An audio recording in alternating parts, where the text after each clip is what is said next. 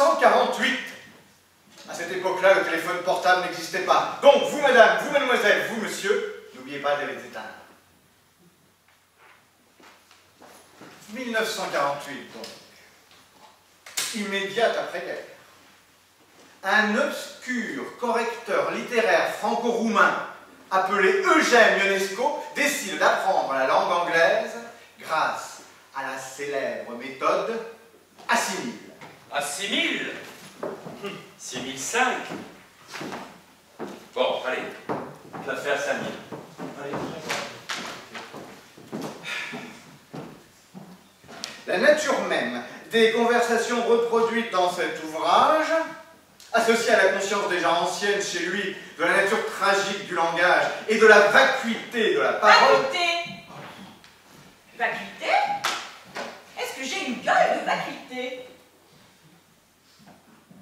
Vacuité de la parole, donc, crée chez lui une illumination. Le théâtre est en dialogue, c'est la forme théâtrale qui est adaptée. Il s'attelle donc à l'écriture d'une pièce intitulée « L'anglais sans peine ». Pourtant, pour lui, le théâtre est un art mineur, ennuyeux, voire détestable. Table de salon, de cuisine ou de repassage? Aussi, il fait en sorte que le rejet des conventions théâtrales soit bien évident. Certains que je ne nommerai pas voient dans cette anti-pièce, comme l'appelle lui-même Eugène Ionesco, quelques influences diverses, comme par exemple Exercice de style de Raymond Queneau ou Ubu d'Alfred Jarry. J'arrive,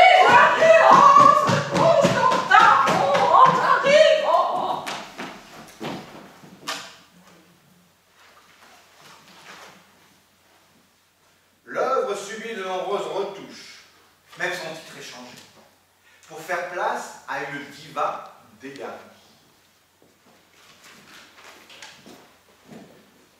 À sa création, elle ne reçoit que peu de succès.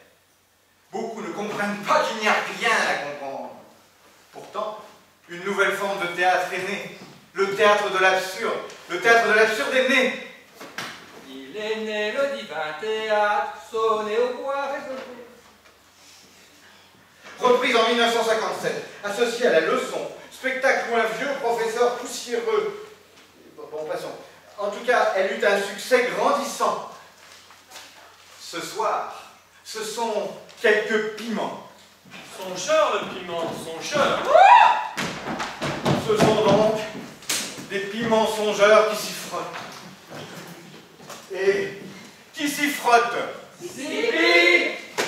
Musique!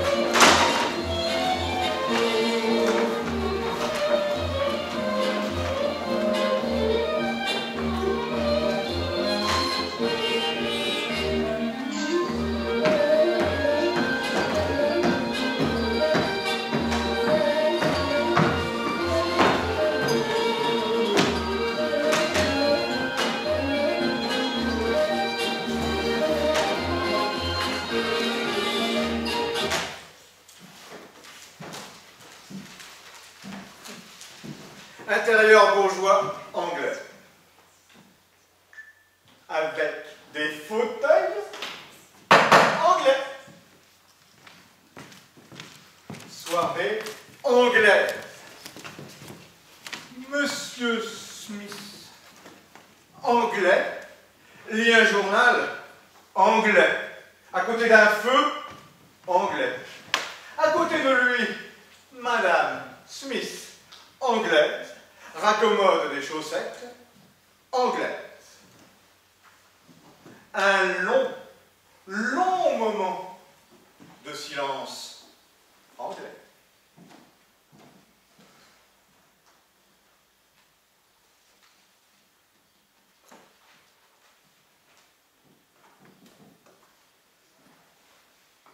Tiens, il est 9 heures. Nous avons mangé de la soupe, du poisson, des pommes de terre au lard, de la salade anglaise. Les enfants ont bu de l'eau anglaise. Nous avons bien mangé ce soir. C'est parce que nous habitons dans les environs de Londres et que notre nom est Smith. Les pommes de terre sont très bonnes avec le lard. L'huile de la salade n'est pas rance. L'huile de l'épicier du coin est de bien meilleure qualité que l'huile de l'épicier d'en face. Elle est même meilleure que l'huile de l'épicier du bas de la côte. Mais je ne veux pas dire que leur huile est aussi mauvaise. Pourtant, c'est toujours l'huile de l'épicier du coin qui est la meilleure. Mary a bien cuit les pommes de terre cette fois-ci. La dernière fois, elle ne les avait pas bien fait cuire. Je ne les aime que lorsqu'elles sont bien cuites. Le poisson était frais. Je m'en suis léché les babines. J'en ai pris 2 fois. Non, 3 fois. Ça me fait aller au cabinet. Toi aussi, tu en as pris 3 fois. Cependant, la 3e fois, tu en as pris moins que les 2 premières fois. Tandis que moi, j'en ai pris beaucoup plus. J'ai mieux mangé que toi ce soir. Comment ça se fait? D'habitude, c'est toi qui manges le plus. Ce n'est pas l'appétit qui te manque. Cependant, la soupe était peut-être un peu trop salée. Elle avait plus de sel que toi. Elle manquait aussi de poireaux et avait trop d'oignons. Je regrette de ne pas avoir conseillé à Mary d'y ajouter un peu d'anis étoilé. La prochaine fois, je saurai m'y prendre. Notre petit garçon aurait bien voulu boire de la bière. Il aimera s'en mettre plein la lampe, il te ressemble. Tu as vu à table comme il lisait la bouteille. Mais moi, j'ai versé dans son verre de l'eau de la carafe. Il avait soif et il a bu. Et là, il me ressemble. Elle est bonne ménagère, économe, joue du piano. Elle ne demande jamais à boire de la bière anglaise. C'est comme notre petite fille qui ne boit que du lait et ne mange que de la bouillie. Ça se voit qu'elle n'a que 2 ans. Elle s'appelle Peggy. La tarte au coin et aux haricots a été formidable. On aurait bien fait peut-être de prendre au dessert un petit verre de vin de Bourgogne australien. Mais je n'ai pas apporté la bouteille à table afin de ne pas donner aux enfants une mauvaise preuve de gourmandise. Il faut leur apprendre à être sobre et mesuré dans la vie. Mrs. Parker connaît un épicier roumain nommé Popescu Rosenfeld qui vient d'arriver de Constantinople. C'est un grand spécialiste en yaourt. Il est diplômé de l'école des fabricants de yaourt d'Andrinople. J'irai demain lui acheter une grande marmite de yaourt roumain folklorique. C'est qu'on n'a pas des choses pareilles ici dans les environs de Londres. Le yaourt est excellent pour l'estomac, les reins, l'appendicite et l'apothéose. C'est ce que m'a dit le docteur Mackenzie King qui soigne les enfants de nos voisins, les Jones. C'est un bon médecin, on peut avoir confiance en lui. Il ne recommande jamais d'autres médicaments que ceux dont il a fait l'expérience sur lui-même. Avant de faire opérer Parker, c'est lui d'abord qui s'est fait opérer du foie, sans être aucunement malade. Mais alors, comment se fait-il que le docteur s'en soit tiré et que Parker en soit mort? Mais alors, comment se fait-il que le docteur s'en soit tiré et que Parker en soit mort? Parce que l'opération a réussi chez le docteur et n'a pas réussi chez Parker. Alors Mackenzie n'est pas un bon docteur. L'opération aurait dû réussir chez tous les deux, ou alors tous les deux auraient dû succomber. Pourquoi? Les médecins consciencieux vont mourir avec le malade s'ils ne peuvent pas guérir ensemble. Je commande dans un bateau, périt avec son bateau, dans les vagues.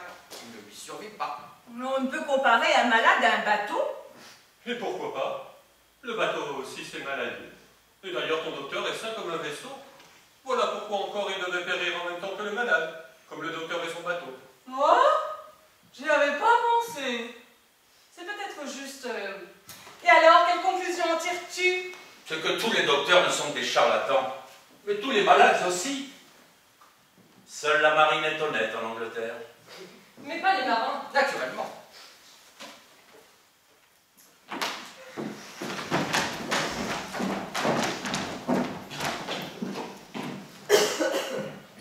Il y a une chose que je ne comprends pas. Pourquoi, à la rubrique de l'état civil dans le journal, donne-t-on toujours l'âge des personnes décédées et jamais celui des nouveau-nés? C'est un non-sens. Je ne me le suis jamais demandé. Tiens, c'est écrit que Bobby Watson est mort. Oh Dieu le pauvre, quand est-ce qu'il est mort? Pourquoi, quand tu s'étais étonné, tu le savais bien. Il est mort il y a 1 an et demi. Tu te rappelles? On a été à son enterrement il y a 2 ans. Bien sûr que je me rappelle, je me suis rappelé tout de suite. Mais je ne comprends pas pourquoi toi-même tu as été si étonné de voir ça sur le journal. Ça n'y était pas dans le journal. Il y a déjà 3 ans qu'on a parlé de son décès. Je m'en suis souvenu par association d'idées. Dommage, il était si bien conservé. C'était le plus beau cadavre de Grande-Bretagne. Il ne faisait pas son âge, pauvre Bobby. Il y avait 4 ans qu'il était mort, il était encore chaud. Un véritable cadavre vivant. Et comme il était gai. La pauvre Bobby! Je veux dire le pauvre Bobby. Non, c'est à sa femme que je pense. Elle s'appelait comme lui, Bobby Watson. Comme ils avaient le même nom, on ne pouvait pas les distinguer l'un de l'autre quand on les voyait ensemble. Ce n'est qu'après sa mort à lui qu'on a pu vraiment savoir qui était l'un et qui était l'autre. Pourtant, aujourd'hui encore, il y a des gens qui le confondent avec le mort et lui présentent des condoléances. Tu la connais? Je l'ai vu qu'une seule fois, par hasard, à l'enterrement de Bobby. Je ne l'ai jamais vue. Est-ce qu'elle est belle? Elle a des traits réguliers, et pourtant on ne peut pas dire qu'elle soit belle. Elle est trop grande et trop forte. Ses traits ne sont pas réguliers, et pourtant on peut dire qu'elle est très belle. Elle est un peu trop petite et trop maigre. Elle est professeure de chant. Et quand pensent-ils se marier tous les deux? Le printemps prochain ou plus tard, Il faudra sans doute aller à leur mariage. il faudra leur faire un cadeau de noces. Je me demande bien lequel. Pourquoi ne leur offririons-nous pas un des 7 plateaux d'argent dont on nous a fait don à notre mariage à nous, et qui ne nous ont jamais servi à rien? C'est triste pour elle d'être demeurée veuve si jeune. Heureusement qu'ils n'ont pas eu d'enfants. Il leur manquait plus que cela, des enfants. Mais pauvre femme, qu'est-ce qu'elle en aurait fait? Elle est encore jeune, elle peut très bien se remarier, le temps n'est pas si bien. Mais qui prendra soin des enfants? Tu sais bien qu'ils sont un garçon et une fille. Comment s'appelle-t-il? Bobby et Bobby, comme leurs parents. L'oncle de Bobby Watson, le vieux Bobby Watson, est riche et il aime le garçon. Il pourrait très bien se charger de l'éducation de Bobby. Ce serait naturel. Et la tante de Bobby Watson, la vieille Bobby Watson, pourrait très bien à son tour se charger de l'éducation de Bobby Watson, la fille de Bobby Watson. Comme ça, la maman de Bobby Watson, Bobby, pourrait se remarier. Elle a quelqu'un en vue? Oui, un cousin de Bobby Watson. Qui? Bobby Watson? Quel Bobby Watson parles-tu? De Bobby Watson, le fils du vieux Bobby Watson. L'autre oncle de Bobby Watson, le mort. Non, ce n'est pas celui-là, c'est un autre, c'est Bobby Watson, le fils de la vieille Bobby Watson, la tante de Bobby Watson, le mort. Tu veux parler de Bobby Watson, le commis voyageur? Bobby Watson, ce commis voyage. Quel dur métier. Ah, pourtant on y fait de bonnes affaires. Oui, quand il n'y a pas de concurrence. Et quand n'y a-t-il pas de concurrence? Le mardi, le jeudi et le mardi. Ah, 3 jours par semaine. Et que fait Bobby Watson pendant ce temps-là? Il se repose, il dort. Mais pourquoi ne travaille-t-il pas pendant ces 3 jours s'il n'y a pas de concurrence? Je peux savoir, je peux répondre à toutes les questions du diable. Tu dis ça pour m'humilier? Tu dis bien que non. Les hommes sont tous pareils. Vous restez là toute la journée, la cigarette à la bouche. Ou bien vous vous mettez de la poudre et vous fardez vos lèvres 50 fois par jour. Mais Vous n'êtes pas en train de boire sans arrêt. Oh, qu'est-ce que tu dirais si tu voyais les hommes faire comme les femmes? Boire du whisky, se mettre du rouge à lèvres, se poudrer. Quant à moi, je m'en fiche. Mais si tu dis ça pour m'embêter, eh bien je n'aime pas ce genre de plaisanterie, tu le sais bien. Oh, mon petit poulet rôti, pourquoi craches-tu du feu? Tu sais bien que je dis ça pour rien. Quel ridicule couple de vieux amoureux nous faisons. Viens, nous allons éteindre et nous allons faire dodo. Je suis la bonne. J'ai passé un après-midi très agréable. Je suis allé au cinéma avec un homme, voir un film avec des femmes. Après le cinéma, on a été boire de l'eau de vie et du lait. Et puis on a lu le journal. J'espère que vous avez passé un après-midi très agréable, que vous êtes allé au cinéma avec un homme et que vous avez bu de l'eau de vie et du lait. Et le journal? Madame et monsieur Martin, vos invités sont à la porte. Ils m'attendaient, ils n'osaient pas entrer tout seuls. Ils devaient dîner avec vous ce soir. Ah oui, nous les attendions. Et on avait faim. Comme on ne voyait plus venir, on allait manger sans eux. On n'a rien mangé de toute la journée. Vous n'auriez pas dû vous absenter. Bah, c'est vous qui m'avez donné la permission. On l'a pas fait exprès.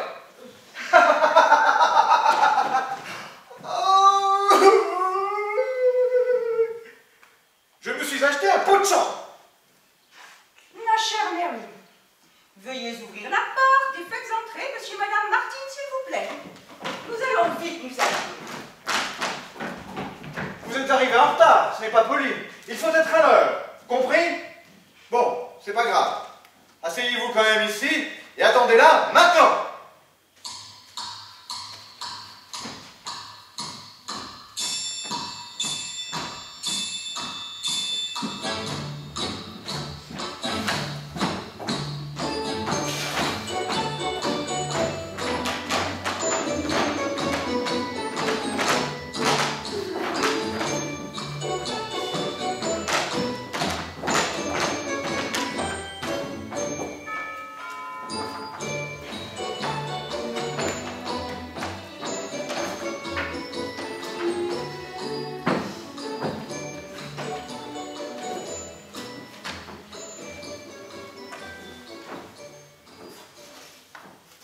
Mes excuses, madame. Mais il me semble, si je ne me trompe, que je vous ai déjà rencontré quelque part. Ah, moi aussi, monsieur. Il me semble que je vous ai déjà rencontré quelque part. Ne vous aurais-je pas déjà aperçu, madame, à Manchester par hasard? C'est bien possible. Moi, je suis originaire de la ville de Manchester. Mais je ne me souviens pas très bien, monsieur. Je ne pourrais pas dire si je vous ai aperçu ou non. Mon Dieu, comme c'est curieux. Moi aussi, je suis originaire de la ville de Manchester, madame. Comme c'est curieux. Comme c'est curieux. Seulement, moi, j'ai quitté la ville de Manchester il y a 5 semaines environ. Comme c'est curieux, quelle bizarre coïncidence. Moi aussi, monsieur, j'ai quitté la ville de Manchester il y a 5 semaines environ.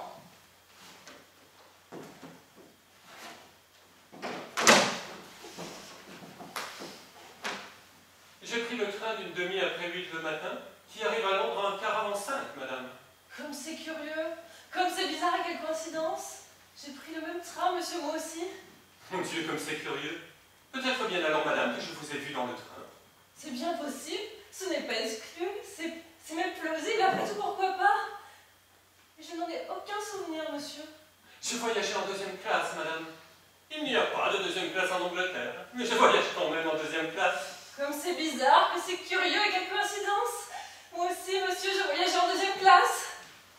Mon Dieu, comme c'est curieux. Nous nous sommes peut-être rencontrés en deuxième classe, chère madame.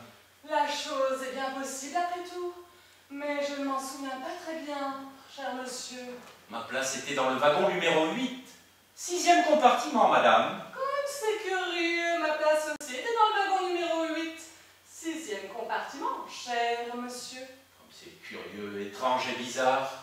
Nous nous sommes peut-être rencontrés dans le 6e compartiment, chère madame. C'est bien possible après tout. Mais je ne m'en souviens pas, cher monsieur.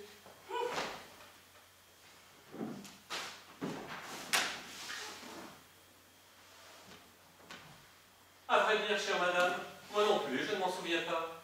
Mais il est possible que nous nous soyons aperçus là. Mais si j'y pense bien, la chose me semble même très possible. Oh, vraiment, bien sûr, vraiment, monsieur? J'avais la place numéro 3 près de la fenêtre, chère madame.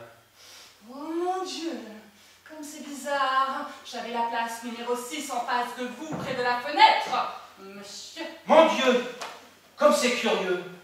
Nous étions donc vis-à-vis, chère madame. Comme c'est curieux.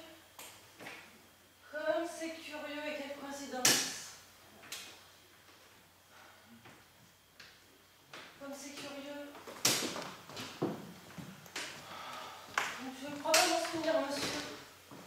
dire, chère madame, moi non plus, je m'en souviens pas. Cependant, il est très possible que nous ne soyons plus à cette occasion.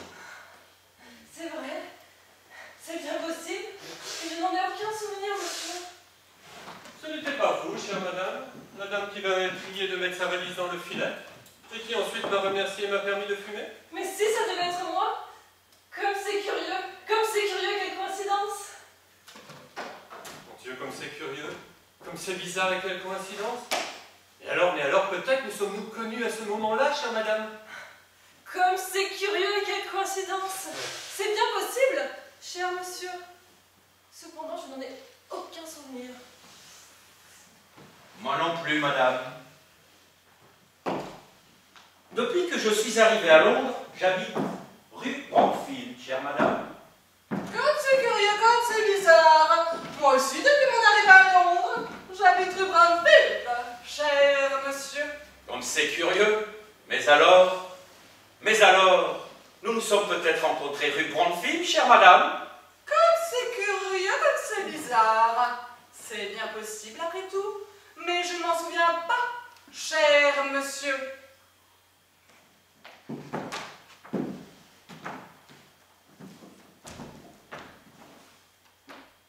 Je demeure au numéro 19. Chère madame. Mon Dieu, comme c'est curieux.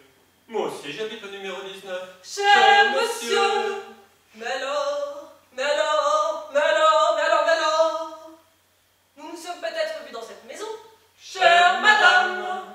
C'est bien possible, mais je ne m'en souviens pas, cher monsieur. Mon appartement est au 5e étage, c'est le numéro 8. Chère madame. Mon Dieu, comme c'est curieux, et quelle coïncidence bizarre. Moi aussi, j'habite au 5e étage. Appartement numéro 8, cher monsieur. Comme c'est curieux, quelle bizarre coïncidence. Vous savez, dans ma chambre à coucher, j'ai un lit. Ce lit est couvert d'un édredon vert. Cette chambre et ce lit, son édredon vert, se trouvent au fond du corridor entre les Waters et la bibliothèque. Chère madame. Quelle coïncidence. Oh mon Dieu, quelle coïncidence. Ma chambre à coucher a elle aussi un lit avec un édredon vert, et se trouve au fond du corridor entre les Waters et la bibliothèque. Cher monsieur. Comme c'est curieux, comme c'est étrange. Alors, madame, nous habitons dans la même chambre. Comme c'est curieux. Mais alors, nous dormons dans le même lit. Cher monsieur. Comme c'est curieux et quelle coïncidence. C'est bien possible que nous nous y soyons rencontrés. Et même peut-être la nuit dernière. Mais je ne m'en souviens pas, cher monsieur. J'ai une petite fille. Ma petite fille, elle habite avec moi. Elle a 2 ans, elle est blonde. Elle a un œil blanc et un œil rouge. Elle est très jolie. Elle s'appelle Alice, chère madame. Quelle bizarre coïncidence. Moi aussi j'ai une petite fille. Elle a 2 ans, un œil blanc, un œil rouge. Elle est très jolie, elle s'appelle aussi Alice. Cher monsieur. Mon Dieu, comme c'est curieux et quelle coïncidence. C'est peut-être la même, chère madame. Oh, c'est bien possible après tout, cher monsieur. Alors, madame, je crois qu'il n'y a pas de doute. Nous nous sommes déjà vus. Et vous êtes ma propre épouse. Oh, Elisabeth, je t'ai retrouvée. Donald, c'est toi, Dorine.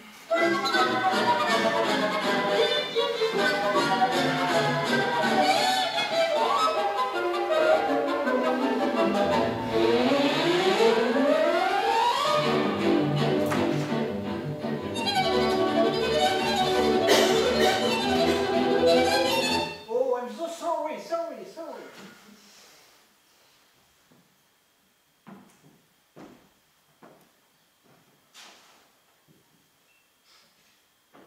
Elisabeth et Donald sont maintenant trop heureux pour pouvoir m'entendre.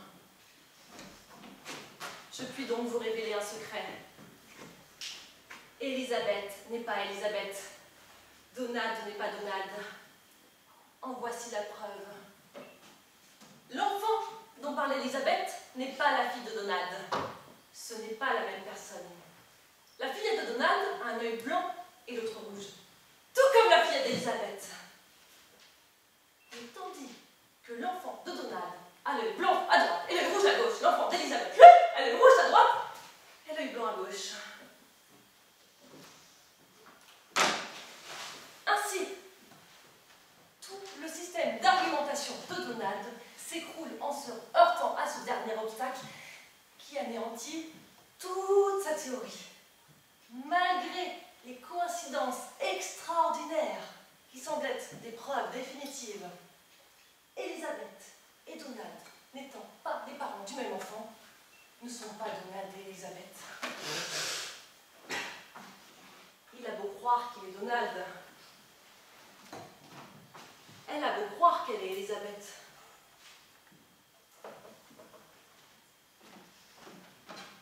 Il a beau croire qu'elle est Elisabeth,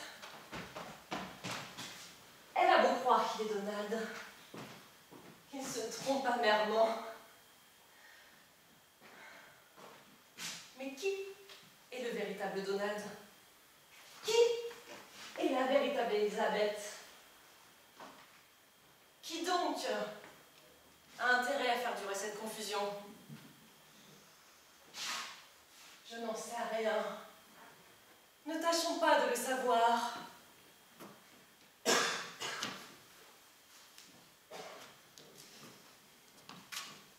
Laissons les choses comme elles sont. Mon vrai nom est Sherlock Holmes.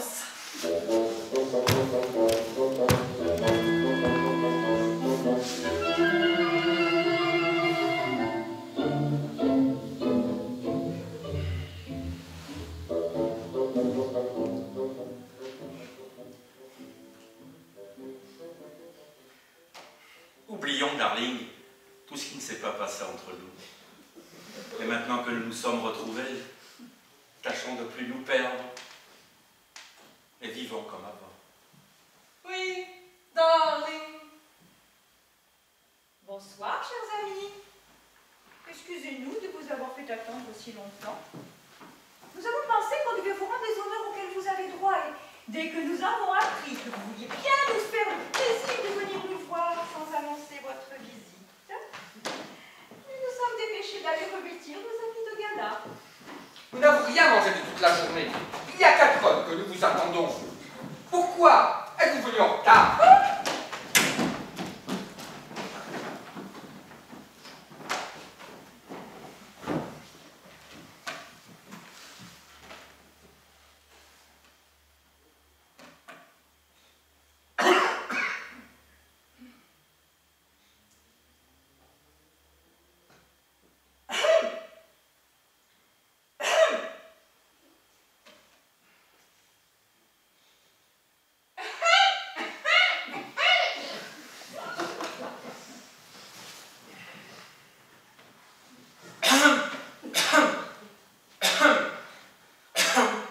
Oh, décidément. On est tous enrhumés. Tant, il ne fait pas froid. Il n'y a pas de courant d'air. Non, heureusement.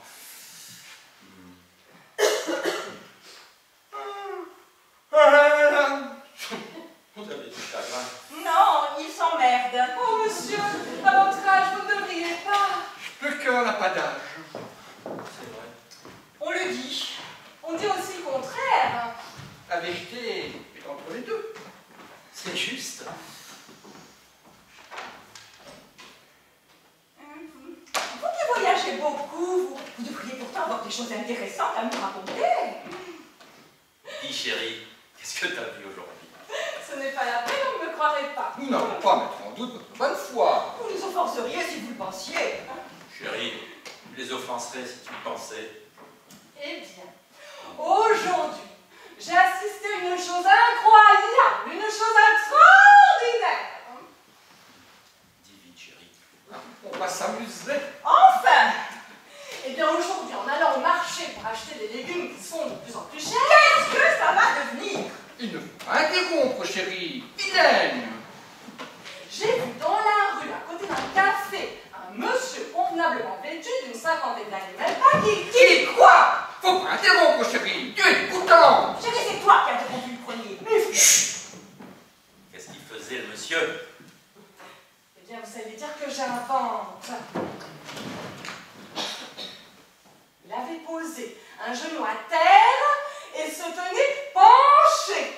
Oh, oui, penché. Pas possible. C'est penché. Je me suis approchée de lui pour voir ce qu'il faisait. Eh bien, Nouait les lacets de sa chaussure qui s'était défaits. fantastique! Si ce n'était pas vous, je ne le croirais pas. Pourquoi pas? On voit des choses encore plus extraordinaires quand on circule. Ainsi, moi-même, j'ai vu assis dans le métro, sur une banquette, un monsieur qui lisait tranquillement son journal. quel original! C'était peut-être le même. Tiens, on sonne. Il doit y avoir quelqu'un. Je vais voir.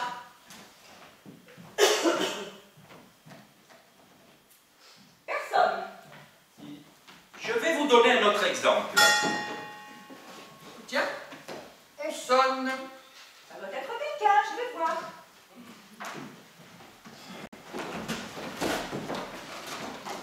Personne. Tu disais que tu voulais donner un autre exemple. Ah oui, Julie. Tiens, on sonne. Je ne vais plus ouvrir. Oui, il doit y avoir quelqu'un. La première fois, il n'y avait personne. La deuxième fois, non plus. Pourquoi crois-tu qu'il y aura quelqu'un maintenant? Parce qu'on a sonné. Ce n'est pas une raison.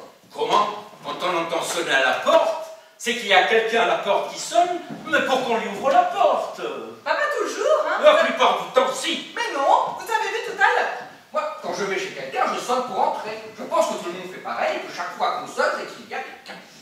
Cela est vrai en théorie, mais dans la réalité, les choses se passent autrement. Tu as bien vu tout à l'heure. Absolument. Tout à fait vrai. Oh, les femmes, vous défendez toujours l'une l'autre. Bon, bien, je vais aller voir. Tu ne diras pas que je suis entêtée, mais tu verras qu'il n'y a personne. Tu vois, il n'y a personne.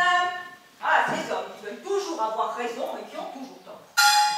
Tiens, on sonne. Il va y avoir quelqu'un. Ne m'envoie plus ouvrir la porte, tu as bien vu que c'est inutile. L'expérience nous apprend que lorsqu'on entend sonner à la porte, c'est qu'il n'y a personne. Jamais. Tu n'es pas sûr. C'est même faux. La plupart du temps, quand tu m'entends sonner, c'est qu'il y a quelqu'un. Il ne veut pas en démordre. Oh, mon mari aussi est très têtu. Il y a quelqu'un. Mais ce n'est pas impossible. Non, Si. je te dis que non. En tout cas, tu ne me dérangeras plus pour rien. Tu veux aller voir? Vas-y toi-même. J'y vais. Ah, how do you do? C'est le capitaine des pompiers.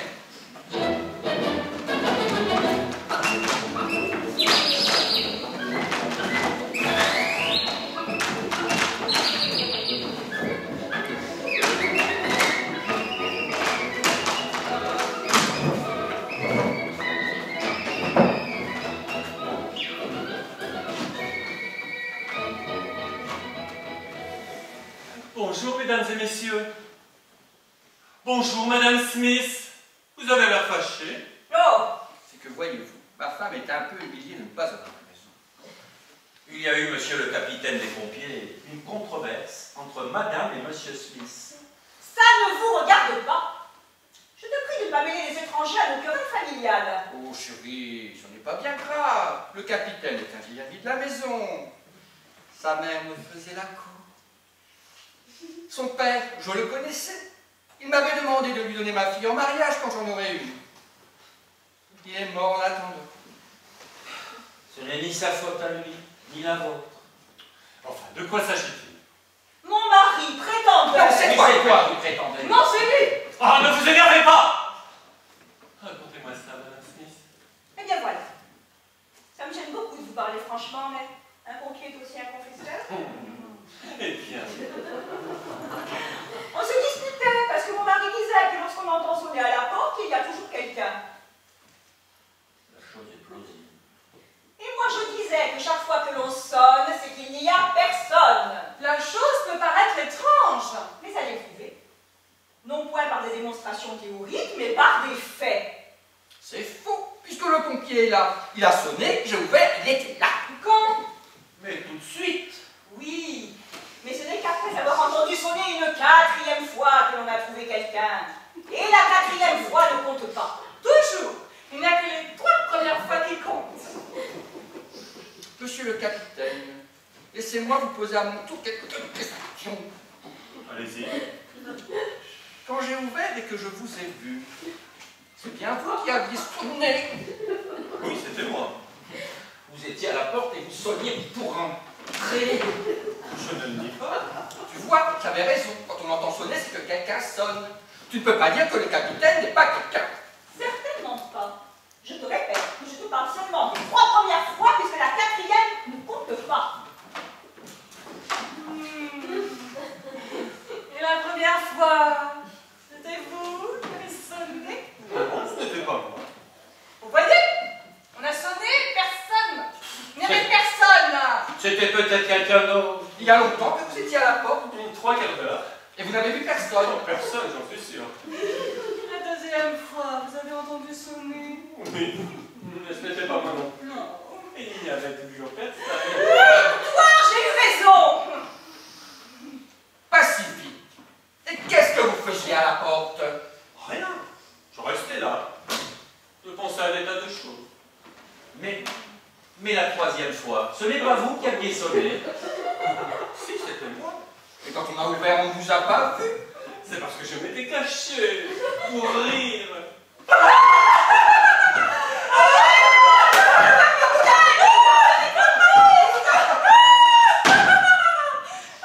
En somme, nous ne savons toujours pas si lorsqu'on sonne à la porte, il y a quelqu'un ou non.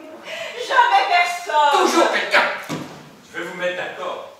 Vous avez un peu raison tous les deux. Lorsqu'on sonne à la porte, des fois il y a quelqu'un, d'autres fois il n'y a personne. Ça me paraît logique. Bah, je le crois aussi. Les choses sont simples en vérité. Allons, embrassez-vous. On s'est déjà embrassé tout à l'heure. Ils s'embrasseront demain, ils ont tout le temps.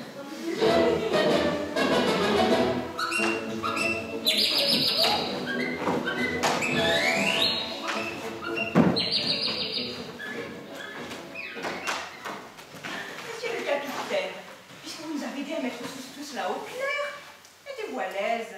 Avez votre casque et asseyez-vous un instant. Je ne peux pas rester bien longtemps. Je veux bien enlever mon casque, mais je n'ai pas le temps de m'asseoir. Je vous avoue, je suis venu chez vous pour tout à fait autre chose. Je suis en mission de service. Et qu'est-ce qu'il y a pour votre service, monsieur le capitaine?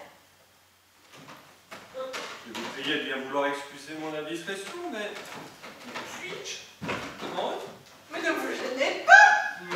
Nous sommes des vieux amis, ils nous racontent tout. Dites. Eh bien voilà. Est-ce qu'il y a le feu chez vous? Pourquoi nous demandez-vous ça? C'est parce que... excusez-moi, j'ai ordre d'éteindre tous les incendies de la ville. Tous? Oui, tous. Je ne sais pas. Je ne crois pas. Voulez-vous que j'aille voir? Oui. Vous n'avez rien du tout? Un petit feu de cheminée? Il doit y avoir, ça ne sent pas le roussi. Au moins quelque chose qui brûle dans la cave ou dans le grenier. Un petit début d'incendie au moins. Écoutez, je ne veux pas vous faire de la peine, mais je pense qu'il n'y a rien chez nous pour le moment. Je vous promets de vous avertir dès qu'il y aura quelque chose. Ne manquez pas, vous me rendrez le service. C'est promis. Et chez vous, ça ne brûle pas non plus? Ah non, malheureusement. Les affaires vont plutôt mal en ce moment. Très mal. Il n'y a presque rien. Quelques bricoles. Une cheminée, une grange, rien de sérieux. Ça ne rapporte pas. Et comme il n'y a pas de rendement, la prime à la production est très très maigre. Rien ne va, c'est partout pareil. Le commerce, l'agriculture cette année, c'est comme le feu. Ça ne marche pas. Pas de plaie, pas de feu, pas d'inondation non plus.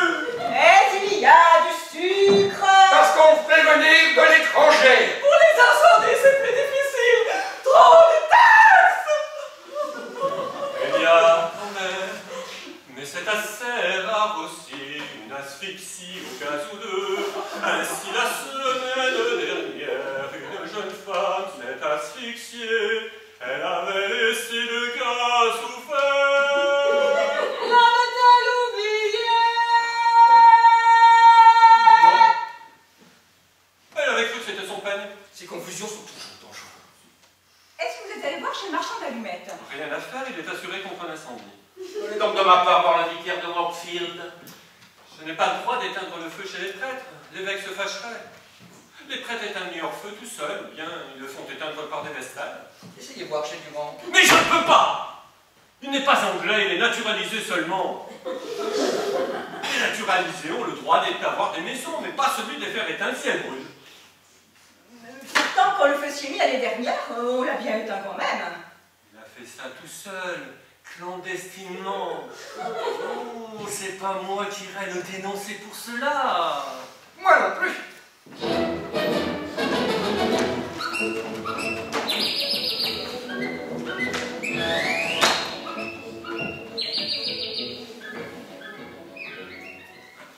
Est-ce que vous n'êtes pas trop pressé, monsieur le capitaine? Restez encore un peu. Vous nous feriez plaisir. Voulez-vous que je vous raconte des anecdotes? Oh, bien sûr! Vous êtes charmant. Oh oui, des anecdotes, bravo! Et ce qu'il y a encore de plus intéressant, c'est que les histoires de pompiers sont vraies, toutes et vécues. Je parle de choses que j'ai expérimentées moi-même.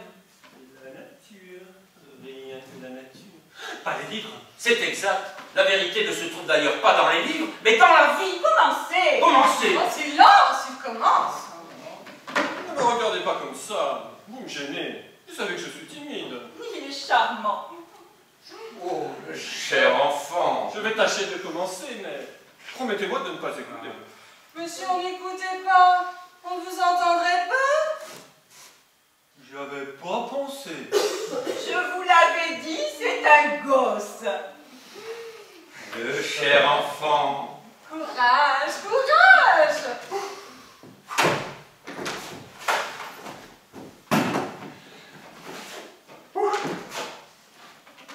Le bœuf et le chien, fable expérimentale. Une autre fois, un autre bœuf dit à un autre chien: pourquoi n'as-tu pas avalé ta langue? Pardon, répondit le chien, c'est parce que j'avais cru que j'étais éléphant. Quelle est la morale? C'est à vous de la prouver. Il a raison. Une autre.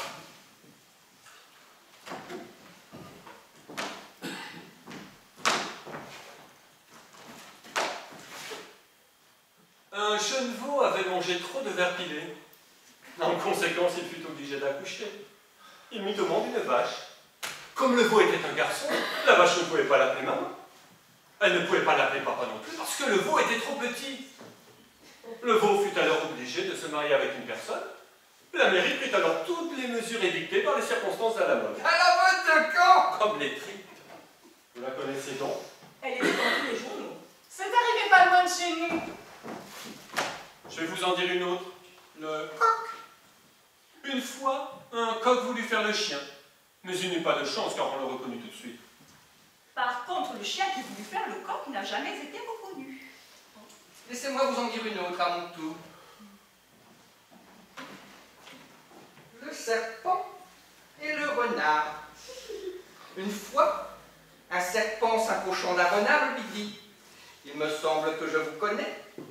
Le renard lui répondit: moi aussi. Alors dit le serpent: donnez-moi de l'argent. Un renard ne donne pas d'argent, répondit le rusé animal, qui pour s'échapper sauta dans une palais profond remplie de fraisiers et de miel de poule. Le serpent l'y attendait déjà, riant d'aller. Le renard sortit son couteau en hurlant: je vais t'apprendre la vie. Puis s'enfuit en lui tournant le dos. Il n'eut pas de chance. Le serpent fut plus vif. D'un coup de poing bien choisi, il frappa le renard en plein front, se cassant en 1000 morceaux tout en s'écriant: non, non, 4 fois non, je ne suis pas ta fille. C'est intéressant. C'est pas mal. Félicitations. La fameuse. Et puis je la connaissais. C'est terrible. Mais ça n'a pas été vrai. Mais si, malheureusement. C'est votre tour, madame. J'en connais une seule. Je vais vous la dire. Elle s'intitule Le Bouquet. Ma femme a toujours été romantique. C'est une véritable anglaise. Voilà. Une fois, un fiancé avait apporté un bouquet de fleurs à sa fiancée qui lui dit merci. Mais avant qu'elle lui dise merci, lui sans dire un seul mot, lui prit les fleurs qu'il lui avait données pour lui donner une bonne leçon il lui dit au revoir en les reprenant et s'éloigna par-ci par-là. Charmant. Vous savez, monsieur Smith, une femme dont tout le monde est jaloux. C'est vrai. Ma femme est l'intelligence même. Elle est même plus intelligente que moi. En tout cas, elle est beaucoup plus féminine. On le dit. Encore une, capitaine. Je suis trop fatigué. Dites quand même. Oh non, il est trop tard. Prenez ce service. Je vous en prie. Non! Vous avez un cœur de glace et nous sommes sur du charbon ardent. Je vous en supplie. Soit. Il accepte. Oh, comme vous en faites. Zut. Pas de changer, c'est trop folie.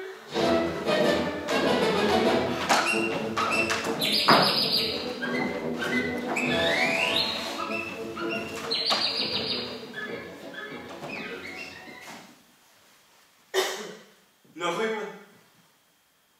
Mon beau-frère avait du côté paternel un cousin germain dont un oncle maternel avait un beau-père, dont le grand-père paternel avait épousé en seconde noces une jeune indigène, dont le frère avait rencontré dans un de ses voyages une fille dont il s'était épris, et avec laquelle il eut une fille qui se maria avec une pharmacienne intrépide, qui n'était autre que la nièce d'un quartier-maître inconnu de la marine britannique, et dont le père adoptif avait une tante parlant couramment espagnol, et qui était, peut-être, une des petites filles d'un ingénieur mort jeune, petit-fils lui-même d'un propriétaire de vigne, dont on tirait un vin médiocre, mais qui avait un petit cousin, casanier, adjudant, dont le fils avait épousé une bien jolie jeune femme, divorcée,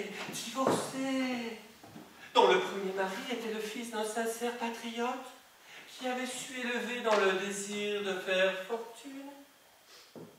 Une de ses filles qui put se marier avec un chasseur ayant connu Rothschild, et dont le frère, après avoir changé de sa voie de métier, eut une fille dont le bisaïeul chétif portait des lunettes que lui avait données un sien cousin, beau-frère d'un Portugais, fils naturel d'un meunier pas trop pauvre, dont le frère de lait avait épousé la fille d'un ancien médecin de campagne, lui-même frère de lait du fils d'un laitier, lui-même fils naturel d'un autre médecin de campagne marié 3 fois, et dont la troisième... J'ai connu cette troisième femme. Si je ne me trompe, elle mangeait du poulet dans un guépier. Mais ce n'était pas la même.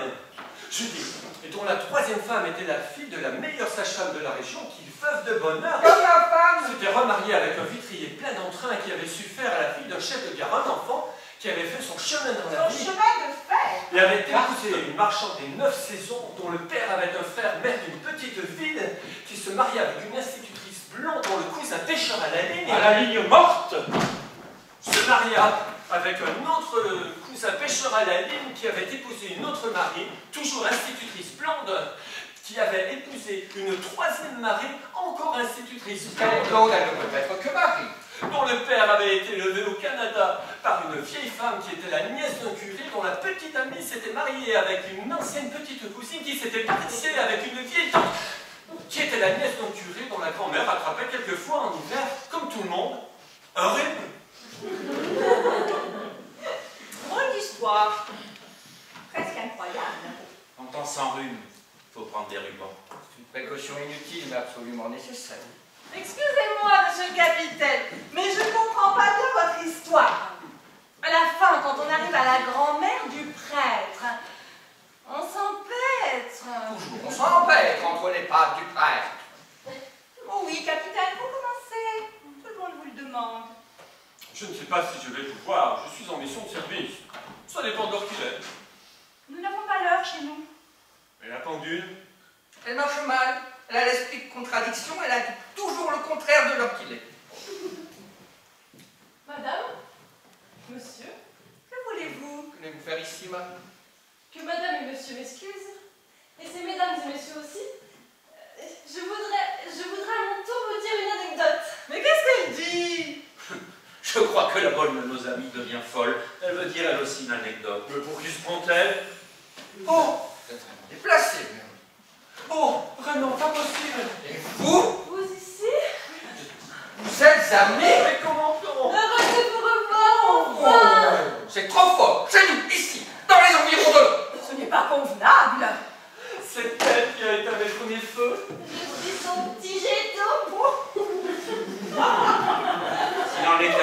chers amis, ces sentiments sont explicables, humains, honorables.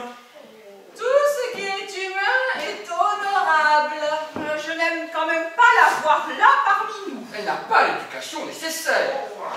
Vous avez trop de préjugés. Oh, moi je pense qu'une bonne, en somme, et bien que cela ne me regarde pas, on n'est pas moins qu'une bonne. Même si parfois je peux faire un assez bon détective. Ah, je crois. Ne vous inquiétez pas, elles ne sont pas si méchantes que ça. Vous êtes attendrissants tous les deux. Si un peu... Oui, c'est bien le mot. Un peu trop, voyons. Une vieille pudeur britannique. Excusez-moi encore une fois de préciser ma pensée. Incomprise des étrangers, même spécialistes, grâce à laquelle pour m'exprimer ainsi. Enfin, je ne dis pas ça pour vous. Je voulais vous raconter. Oh si! Allez, ma petite Mary, allez gentiment à la cuisine, lire vos poèmes devant la glace. Bien, sans être bonne. Moi aussi, je lis des poèmes devant la glace. Ce matin, quand tu t'es regardé dans la glace, tu ne t'es pas vu. C'est parce que je n'étais pas encore là. Je pourrais quand même vous réciter un petit poème. Ma petite Mary, vous êtes épouvantablement têtue. Je vais vous réciter un poème, alors c'est entendu? C'est un poème qui s'intitule Le feu. En l'honneur du capitaine. Les polycandres brillaient dans les bois. Une pierre prit feu. Le château prit feu. La forêt prit feu. Les hommes prirent feu. Les femmes prirent feu. Les oiseaux prirent feu. Les poissons prirent feu. L'eau prit feu. Le ciel prit feu. Le feu prit feu. Le feu prit feu. Tout prit feu. Prit feu. Prit feu. Ah! Ça m'a fait froid dans le dos. Il y a pourtant une certaine chaleur dans ces vers. J'ai trouvé ça merveilleux. Oh, tout de même. Vous exagérez. Écoutez, c'est vrai. Tout ça, c'est subjectif. Mais c'est ma vision du monde, mon rêve, mon idéal. Et puis ça me rappelle que je dois partir. Puisque vous n'avez pas l'heure qu'il est chez vous, moi, dans 3 quarts d'heure et 16 minutes, j'ai un incendie à l'autre bout de la ville. Il faut que je me dépêche, bien que ce ne soit pas grand-chose. Et qu'est-ce que ça sera? Un petit feu de cheminée? Oh, même pas. Un feu de paille et une petite brûlure d'estomac. Alors, je regrette votre départ. Vous avez été très amusant. Grâce à vous, nous avons passé un vrai quart d'heure cartésien.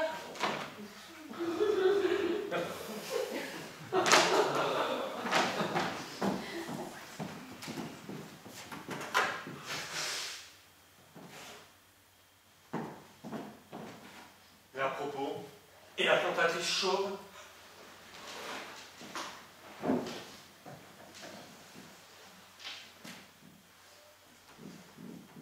Elle se coiffe toujours de la même façon. Ah, eh bien alors, au revoir, messieurs, dames. Bonne chance et bon feu. Espérons-le, pour tout le monde.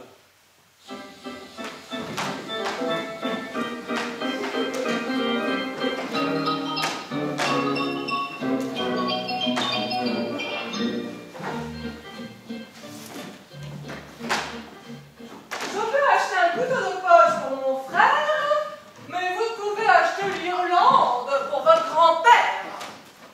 On marche avec les pieds, mais on se réchauffe à l'électricité ou au charbon. Celui qui vend un bœuf aujourd'hui, demain aura un œuf. Dans la vie, il faut regarder par la fenêtre. On peut s'asseoir sur la chaise quand la chaise n'en a pas. Il faut toujours penser à tout. Le plafond est en haut, le plancher est en bas. Quand je dis oui, c'est une façon de parler. À chacun son destin. Prenez un cercle, caressez-le, il deviendra vicieux. Le maître d'école apprend à lire aux enfants et la chatte avec ses petits quand ils sont petits. Cependant que la vache nous donne ses queues. Quand je suis à la campagne, j'aime la solitude et le calme. On n'est pas encore assez vieux pour cela. Benjamin Franklin avait raison. Vous êtes moins tranquille que lui. Quels sont les 7 jours de la semaine? Monday, Tuesday, Wednesday, Thursday, Friday, Saturday, Sunday. Edward is a clerk. His sister Nancy is typist. And his brother William, a shop assistant. Rôle de famille. J'aime mieux un oiseau dans un champ qu'une chaussette dans une boîte. Plutôt un filet dans un palais que du lait dans un chalet. La maison d'un Anglais, son vrai palais. Je ne sais pas assez d'espagnol pour me faire comprendre. Je te donnerai les pantoufles de ma grand-mère si tu me donnes le cercueil de ton mari. Je cherche un prêtre monophysique pour le marier avec notre bonne. Étonnant, tandis que le pain est aussi un ange, et du chêne est un chêne tous les matins à l'aube. Mon oncle vit à la campagne, mais ça ne regarde pas la sage-femme. Le papier, c'est pour écrire. Le chat, c'est pour le rat. Le fromage, c'est pour griffer. L'automobile va très vite, mais la cuisinière prépare que des plats. Ne soyez pas tâtons, embrassez plutôt le conspirateur. Charity begins at home. J'attends que l'aqueduc vienne me voir à mon moulin. On peut prouver que le progrès social est bien meilleur avec du sucre. À la siège!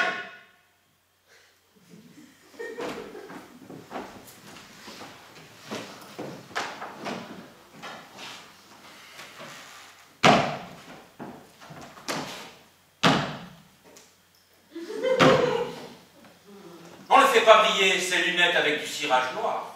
Oui, mais avec l'argent, on peut acheter tout ce qu'on veut.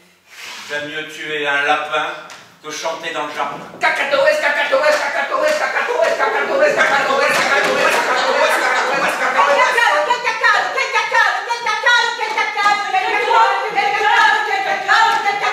Cascade de caca, de quelle cascade de caca, de quelle cascade de caca, de quelle cascade de caca, de quelle cascade de caca, de quelle cascade de caca, de quelle cascade de caca, de quelle cascade de caca. Les chiens ont des puces, les chiens ont des puces. Cactus Francisco qui nous garda cochon. En 4 heures, tu nous encaques.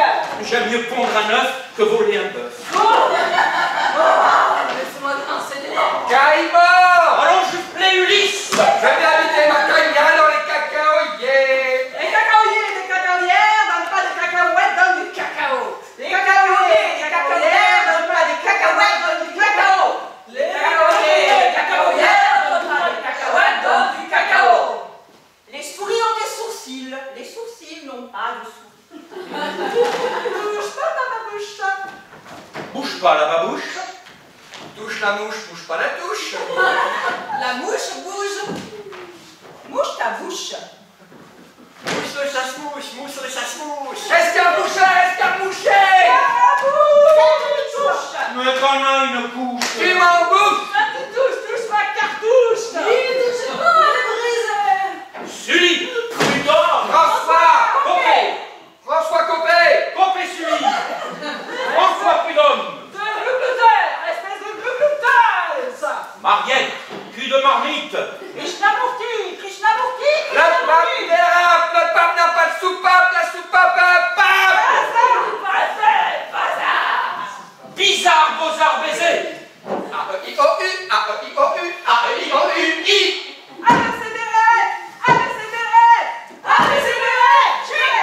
Du lait à l'ail, de l'eau à l'ail.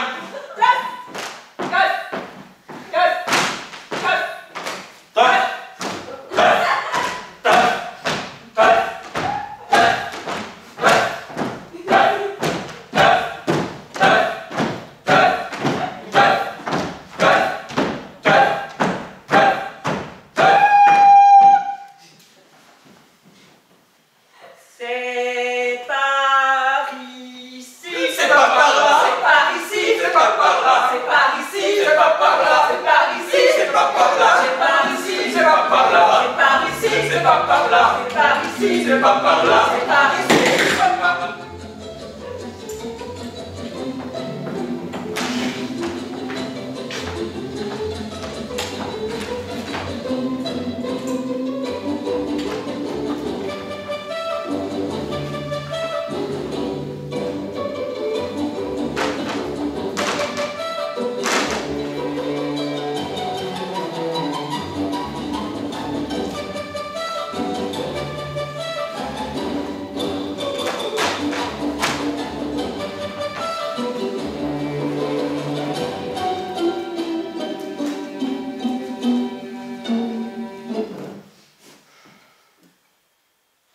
Tiens, il est 9 heures. Nous savons manger de la soupe, du poisson, des pommes de terre à l'ail, une salade anglaise. Les enfants ont bu de l'eau anglaise. Nous avons bien mangé ce soir. C'est parce que nous habitons les environs de Manchester et que notre nom est Martin.